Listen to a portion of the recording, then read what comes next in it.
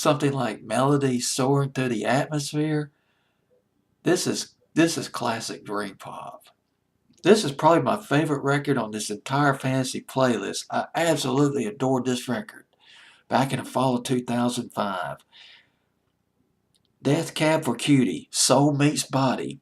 Now, from a source, I got that there's that ba ba ba's and the instrumentation, the shifting instrumentation, sort of swung this song away from the meaning of death to a romantic love song, but I don't really see this as a romantic love song unless I'm missing something. This is more of a transcendental record. Indeed, their first album was called Transatlanticism, one of their early albums, and there was a bidding war for this album among the major record label. The album came out in 2003. It was put off. It sold 300,000 copies from a tiny label, tiny independent label, but they signed with Atlantic Records in 2003 for distribution, and then they put out the next album, which I believe was called Plans. But this record is just beautiful. The video is just sublime. You got the cool weather, the fall-like vibe. You got these musical notes floating in the air. I mean, you might as well put some ice cream castles up in there, maybe some nymphs and fairies and unicorns, leprechauns.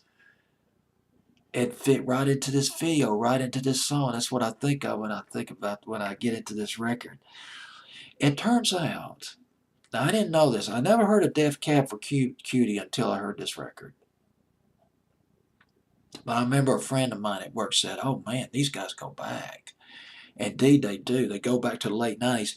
But before I get to that, let me tell you that this song debuts at number 49 on my fantasy playlist of November 6, 2005. Ben Gibbard. This song, the instrumentation on this record was based on a demo that Ben Gibbard had produced, had made, and had given to the rest of the band, and they went to town on this thing. They went to town on this demo. It is one of the most sublime records I've ever heard. Ben Gilbert, this band started out as a side project for Ben Gilbert. I'd say about 1997, he was in a band called Pinwheel, but then he thought, I think I'm going to do some recording. I'm going to record under another name. And the other name, he recorded under All Time Quarterback. He made a cassette in the basement of his house with future Death Cab guitarist Chris Walls. I believe it's Chris Wall or Chris Waller or something like that. He made it in the basement of his house. Cassette. The cassette was called "You Could Play These Songs with Chords."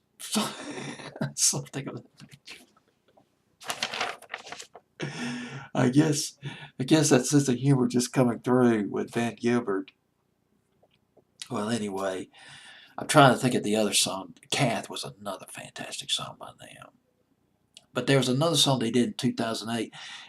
I can't remember the name of the record. You probably remember the name of the record. It had that poignant piano that just floated right through, that just danced right through the melody of that record. I Will Control Your Heart or something like that in 2008. But that was a lovely record.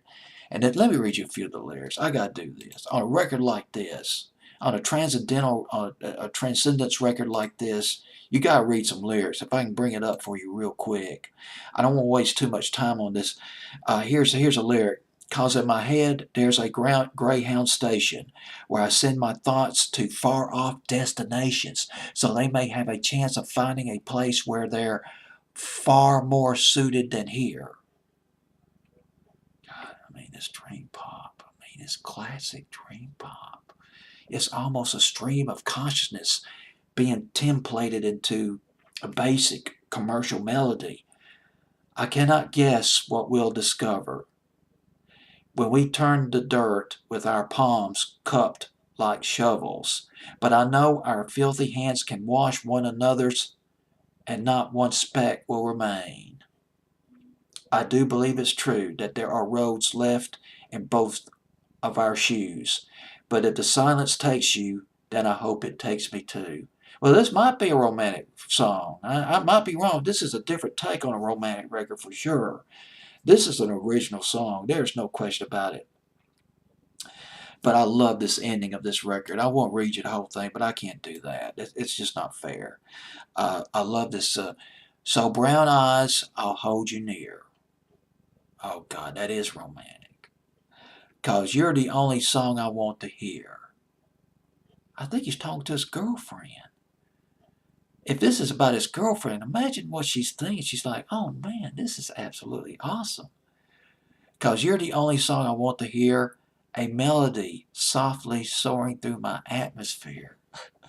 Yes, I love it. Don't you just love it? Death Cab for Cutie, making its debut at number 49 on my fantasy playlist, November 6, 2005.